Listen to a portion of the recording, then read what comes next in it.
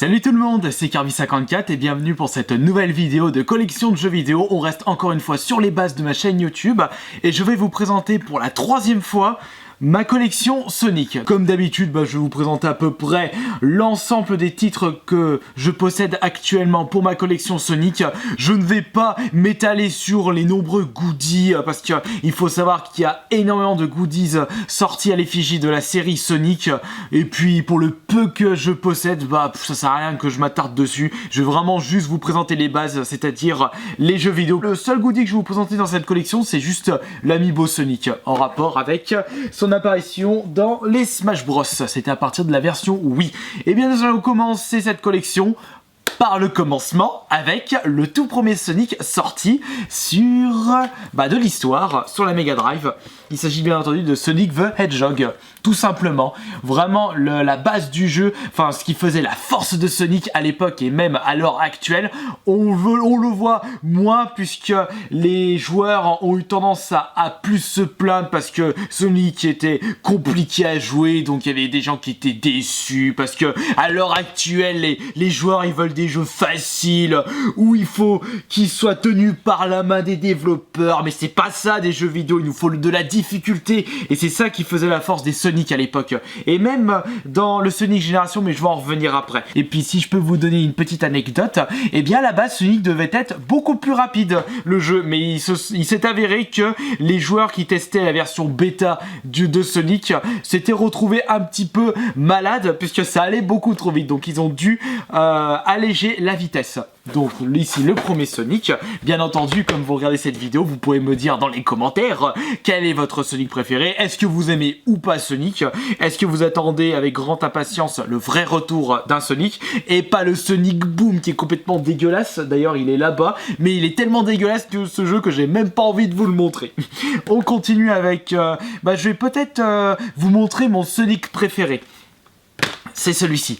Sonic Adventure 2 Battle. J'ai découvert le Sonic Adventure 2 avec la version GameCube, d'où le nom Battle, puisqu'à la base il était sorti sur la Dreamcast, dernière console de chez Sega. Un excellent jeu, c'est vrai que pour beaucoup de personnes, Sonic c'est assez décevant, ça doit rester seulement dans le côté rétro, c'est-à-dire 2D. Quand c'est passé à la 3D, c'est devenu dégueulasse, à cause par exemple des plans de caméra moisis, la maniabilité foireuse comme mon slip, pas lavé depuis une semaine. Je me suis bien habitué et forcément j'ai quand même une grosse préférence pour les Sonic 3D. Bon, vous allez me dire, j'aime tout autant les Sonic rétro et les Sonic 3D. On va plutôt rester sur cette optique-là. Et en même temps, je peux vous montrer l'apparition de Sonic avec Sonic Adventure pour les consoles Dreamcast. De toute façon, il y a eu Sonic Adventure, Sonic Adventure 2. Si on continue avec la console Dreamcast, il y a eu également, je le possède aussi, Sonic Shuffle, qui est en fait un espèce de Mario Party-like au niveau des images, mais je ne l'ai jamais testé, il me tente pas du tout. C'est-à-dire, moi, les Party-like, ça reste les anciens Mario Party, le 2, le 3. C'est pour ça que quand je vois un Sonic Shuffle, ça me tente pas trop, mais je pense qu'il doit être mieux qu'un Razmoket 64. Ça, par contre, il pue, il est moisi, il pue du cul. Je possède également dans ma collection le Sonic Air sur la Sega Saturn. Bon, ça me tente pas du tout parce que vu les gameplays que j'ai pu voir sur internet, ça m'a l'air d'être pourri là aussi. De toute façon, ça a vraiment été l'un des défauts des jeux Sonic à partir de la 3D, c'est vraiment la maniabilité. Également sur la Nintendo GameCube, je possède le Sonic Adventure DX Director's Cut, qui est en fait le premier Sonic Adventure sorti sur Dreamcast, mais ils ont fait une version Director's Cut, putain j'arrive pas, sur la GameCube. Il est également sorti sur PC, et je dois avoir la version PS2, mais je sais pas où est-ce qu'il traîne. Ils ont également sorti par la suite Shadow the Hedgehog, grâce au, entre guillemets, charisme, au succès du Sonic, non je veux dire du Sonic noir, du hérisson noir, je peux vous l'appeler comme vous voulez, mais là le problème c'est que celui-ci, par rapport à Sonic Adventure, encore une fois c'est de la maniabilité très foireuse sur celui-ci. Bon, je me suis quand même bien amusé, mais moins qu'à Sonic Adventure 1 ou 2 Battle, mais il reste quand même assez intéressant à jouer. Puis voir Shadow the Hedgehog utiliser des armes, on va dire ça va 5 minutes. C'est pas ce qui fait la force d'un vrai jeu Sonic. Et ils ont également sorti, avant Shadow of the Hedgehog, j'ai failli dire Shadow of the Hedgehog qui est en fait un autre jeu, les Sonic Heroes. qui sont en fait des Sonic, mais où vous jouez trois personnages de Sonic en même temps. D'où le terme Sonic Heroes, ou plutôt des teams, où vous avez justement Sonic avec Knuckles et Tails, Shadow avec Rouge the Bat et le robot dont je sais plus le nom, quel boulet. On a également Cream, Amy la pute et Big the Cat, le branleur qui sert à rien. Et la dernière team, c'est la team Chaotix, en rapport avec un jeu sorti sur c'est 32X. Oui, c'est 32X, d'où le nom Chaotix. Celui-là, je le possède pas par contre, mais parce qu'il est hyper compliqué à trouver. Déjà que la 32X, c'est une console qui a hyper bidé. Enfin, si on peut appeler ça une console. Déjà que le matos en lui-même, c'était en fait un espèce de matos que vous utilisez en plus de la Mega Drive. Ça faisait un gros champignon difforme. Si vous mettez la Mega CD, la Mega Drive et la 32X et plus votre Sonic et Knuckles sur la Mega Drive, je vais le sortir justement et vous retrouvez avec un gros truc de merde. Et si vous rajoutez en plus un Sonic 2, je sais plus, vous pouvez trouver l'image sur internet. La particularité de ce Sonic et Knuckles par rapport à d'autres Sonic sortis sur Mega Drive, puisque c'est un jeu Mega Drive, et la boîte est cartonnée. Ce n'est pas une boîte solide, plastique solide, comme celle-ci. Là, c'est beaucoup plus fragile. Donc, il faut vraiment y aller doucement. C'est pour ça que ce Sonic et Knuckles est beaucoup plus rare pour un jeu Mega Drive par rapport à Sonic Spinball ou un Sonic 2, Sonic 1. Si on continue avec les jeux Mega Drive, je possède le Sonic Compilation, qui est en fait une compilation. Ouais, Mega Drive était déjà spécialisé dans les compilations à l'époque de la Mega Drive. Bon, en ce moment, on se plaint beaucoup que les jeux vidéo, on se tape beaucoup de compilations juste pour renflouer les caisses des éditeurs de jeux. Il faut bien un petit peu de budget pour qu'ils puissent développer de nouveaux jeux, et c'est vrai que ces gars, ils étaient déjà adeptes à l'époque de la Mega Drive avec cette compilation de Sonic 1, 2 et Robotnik Min Min Machine. C'est en fait le Puyo Pop version Sonic. D'ailleurs, je vais vous le montrer juste ici. Il est juste là, Dr Robotnik Min Min Machine. J'ai d'ailleurs découvert la série Puyo Pop grâce à celui-ci. Ils ont également sorti Puyo Pop version Kirby, je sais plus comment il s'appelle exactement. Et si on termine avec les jeux Mega Drive, c'est vraiment en gros bordel là, cette présentation de collection Sonic, mais j'ai vraiment envie d'y aller à la mode freestyle complet. Là, c'est Sonic The Hedgehog 2. Franchement, mes musiques préférées dans celui-ci en termes de Sonic rétro. Là, c'est la version Genesis, donc version américaine. Hop, là, c'est le troisième Sonic, où on commençait à le voir en mode Super Saiyan avec les cheveux ultra longs blonds, gros plagiat de Dragon Ball Z quand j'y pense. Et ici c'est Sonic 3D, ils ont essayé d'innover en termes de gameplay, mais c'était pas vraiment ça, c'est dommage. Ils essayent d'innover la Sonic Team pour leur jeu Sonic, mais apparemment ils se ratament la gueule comme pas possible, mais on va pas leur cracher dessus sur le fait qu'ils sortent tout le temps les mêmes jeux. Alors ça, je vous ai montré.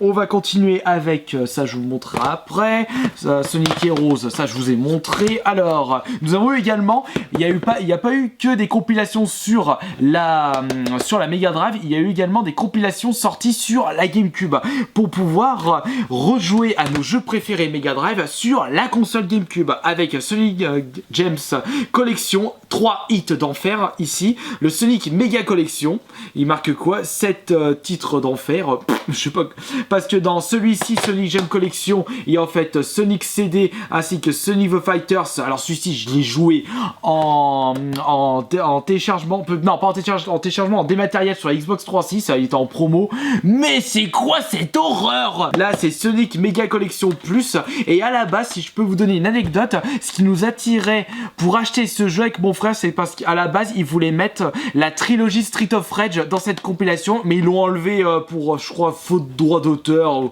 ou au final ils avaient une autre idée pour les Street of Rage, mais on a été déçus. Donc au final, je voyais pas l'intérêt d'avoir cette compilation, surtout si on a cette compilation. La différence, c'est qu'en fait, vous avez les 6 jeux Game Gear, mais franchement, les jeux Game Gear, moi, je suis pas du tout Game Gear, ça me tente pas du tout. Continuons cette collection Sonic avec une version Wii, une version 3.6, je dois avoir la version PS3, j'ai oublié de le prendre dans la collection, c'est pas grave, de toute façon je suis plus au jeu près maintenant. C'est avec Sonic Unleashed, la malédiction du hérisson sur Wii. Ça, je sais pas pourquoi je l'ai juste acheté pour la collection, mais j'ai surtout joué avec la version 3.6, mais il m'a quand même un petit peu déçu par rapport à Sonic the Hedgehog sur la 3.6.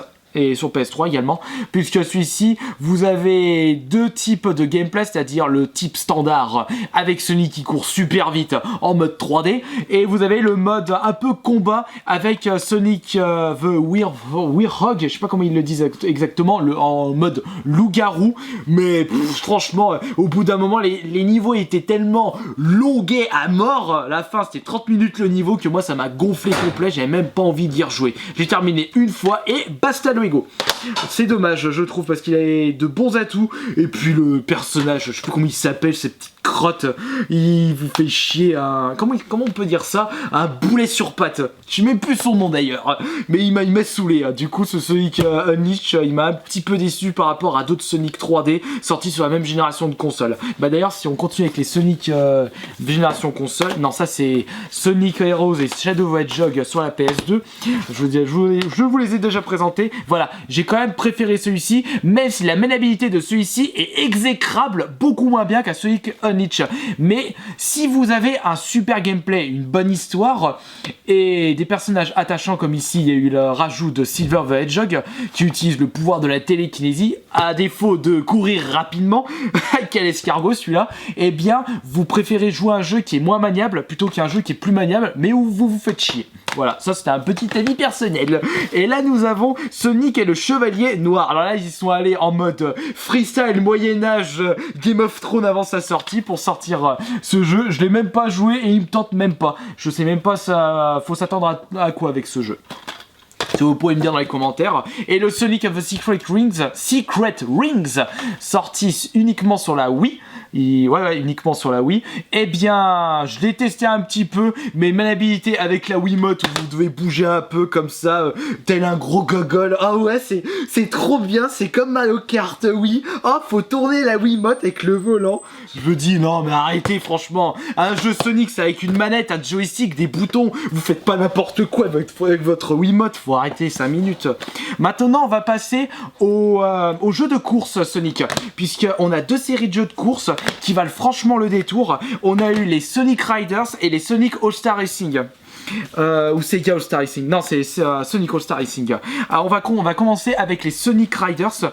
Le premier opus était sorti durant la génération GameCube et vous avez le droit à un jeu Sonic où la course se fond sur des snowboards, des snowboards futuristes. Et après, en termes de...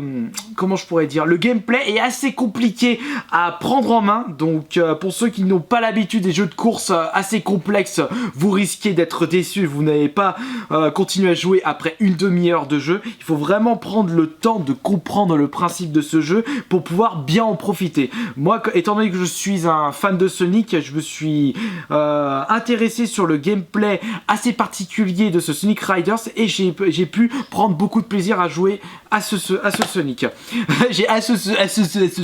Et là nous avons le Sonic Riders, le deuxième opus, Zero Gravity. J'ai été assez déçu parce que, étant donné que j'étais à fond sur la GameCube, et il n'est pas sorti sur la GameCube, ils l'ont sorti sur la PS2 et sur la Wii. Je vais pas jouer à Sonic sur la Wii, ça m'intéresse pas Sonic Riders sur Wii, et donc du coup j'ai même pas joué. Donc je l'ai même pas découvert. Il faudrait peut-être que je me découvre sérieusement. Peut-être qu'il est top celui-ci. Je sais pas, franchement je sais pas. Et après ils ont sorti pendant la génération 3.6 le Sonic spécial Kinect, le Sonic Free Riders, un petit peu l'un des premiers jeux sortis pour la Kinect. C'est un peu ce jeu qui m'a poussé à investir dans une Kinect, et c'est du coup mon jeu préféré Kinect. Vous allez me dire, c'est vraiment le seul jeu auquel j'ai pris énormément de plaisir à jouer, malgré une maniabilité foireuse à mort. Ça c'était au début de la Kinect, c'était pas vraiment au point, donc en plus apparemment j'avais mal au dos, pas mal joué, pas mal squatté ce jeu. Et ensuite en termes de jeux de course, il y a eu les Sonic All-Star Racing, Sonic Sega All-Star pour le nom complet, avec le premier opus qui est sorti sur la PS3, sur la 3.6 ainsi que sur la DS. Et celui-ci en fait, c'est en fait le regroupement de personnages de Sonic ainsi que des guests issus de séries appartenant à Sega. Donc on avait eu le droit d'Alex Kidd, Oulala de Space Channel, Ryo Hazuki de Shenmue. On a eu le droit également à... il y en a eu tellement... Ah oui, de Monkey Ball. On a eu aussi Samba de Amigo. Un très bon jeu de course, à défaut de ne pas avoir de Mario Kart sur la 3.6 ainsi que sur la PS3. Si je vous recommande un bon jeu à la Mario Kart, bien fun, simple d'accès et très cartoonisé, on va dire, et bah c'est Sonic All-Star Racing. Mais j'ai quand même une préférence pour le Sonic All-Star Racing Transformed, qui est le deuxième opus. Alors là, celui-ci, vous avez carrément les 3 types de véhicules en une course par moment. Vous avez le karting, mode standard, vous avez l'espèce d'aéroglisseur ainsi qu'un avion. Et selon le circuit, vous devez utiliser soit un, soit les 3 véhicules en même temps. Et franchement, il y a des bonnes idées sur ce jeu. Je trouve que les musiques elles m'ont plus marqué quand même sur celui-ci que sur Sonic All-Star Racing. Le problème, c'est la voix off. Elle est un petit peu chiante, nous prend vraiment pour des ganets. Vous trouvez pas que le système de gameplay de Sonic All-Star Racing avec les 3 véhicules, ça vous fait penser à Diddy Kong Racing sur N64? Mais à la base, Diddy Kong Racing, vous pouvez pas utiliser les 3 véhicules en une course. Mais bon, après, quand j'ai joué à Sonic All-Star Racing Transform, j'ai vu les transformations des véhicules, j'ai dit oula, ça c'est pompé sur Diddy Kong Racing. Mais bon, ça a quand même fait plaisir de jouer à ce Sonic et un excellent jeu de course, pour ne pas dire le meilleur, à l'effigie de Sonic. Et nous allons continuer avec les Sonic et Mario aux Jeux Olympiques. Sonic à Londres, ici c'est à Londres sur Wii, je l'ai également sous bliste. Nous avons le Sochi d'hiver 2014 sur Wii U. Par contre celui-ci, ça je vous l'ai montré, il y a eu les Jeux Olympiques d'hiver et été 2008. Ça reste des bons jeux. Moi j'ai toujours été fan des Jeux Olympiques dans les consoles. Ici j'ai plein de Sonic, allez je vous les montre vite fait en revue. Donc là c'est Sonic the Hedgehog sur Master System. Là c'est Sonic Mega Collection Plus sur PC, je l'ai déjà présenté. Là c'est le 2 sur Master System. Là c'est le Sonic CD. Je ne l'avais pas découvert avec la version CD, mais plutôt avec la version, il était en promotion sur la 3.6. Et même s'il est court, il n'y a pas beaucoup de niveaux, et bien je trouve qu'il y a quand même d'excellentes idées sur celui-ci. Donc c'est en fait un Sonic, je dirais quoi, 1.2, puisqu'ils ont fait ce Sonic CD entre le 1 et le 2. Je crois que c'est une histoire comme ça, parce que quand je regarde les sprites de Sonic en mode normal, eh bien ça me fait penser aux sprites du premier Sonic. Après, arrêtez-moi si je me trompe, parce que je suis vraiment pas le spécialiste de Sonic CD, et pas vraiment spécialiste Sonic, comme vous avez pu l'entendre. Là, nous avons les Sonic Advance. J'ai franchement bien plaisir à jouer à ces Sonic Advance, puisqu'il se rapproche beaucoup des Sonic Retro, puisqu'il se joue en 2D. Donc le Sonic Advance 1, le 2, ainsi que le 3. Ils ont également sorti, je possède en version Jap, où vous pouvez voir que les jaquettes, les boîtes cartonnées des versions Jap sont plus petites, plus rectangles. Et ici, ils ont également sorti le Sonic Advance sur N-Gage, juste là. C'était en fait une console qui faisait office de portable, ou plutôt un portable qui faisait office de console. Vous l'appelez comme vous voulez. Et pour les jeux DS, j'ai Sonic Rush, joué vite fait, pas plus. Sonic Classic Collection, donc là c'est encore une compilation pour la DS cette fois-ci. Sonic Colors, pas fait celui-là non plus, Sonic Chronicles. Et on m'a dit que c'est un peu il a un côté RPG celui-ci. Et j'ai également Sonic Rush Adventure, je l'ai testé, il m'a pas plu du tout celui-là. Sonic Trip Trouble, vous savez, moi les Sonic et les Sonic et les Sonic Game Gear, pour moi c'est 2 écoles différentes. Là c'est Sonic Spinball sur la Game Gear version américaine.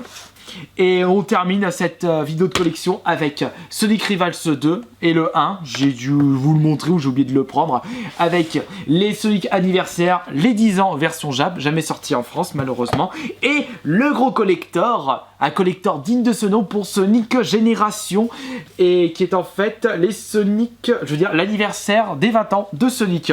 Et franchement ça c'est un gros retour aux sources. Vous avez vraiment le mélange de Sonic, comment je pourrais appeler ça, le Sonic rétro et le Sonic récent, et vous jouez à des anciens niveaux de Sonic en mode récent et vous jouez à des niveaux de Sonic récent en mode rétro. C'est le meilleur souvenir que j'ai de ce jeu, c'est City Escape en mode rétro, c'est-à-dire le niveau de Sonic dans le premier, dans Sonic Adventure 2. Voilà, j'espère que cette vidéo de collection vous aura plu, je vous dis à la prochaine.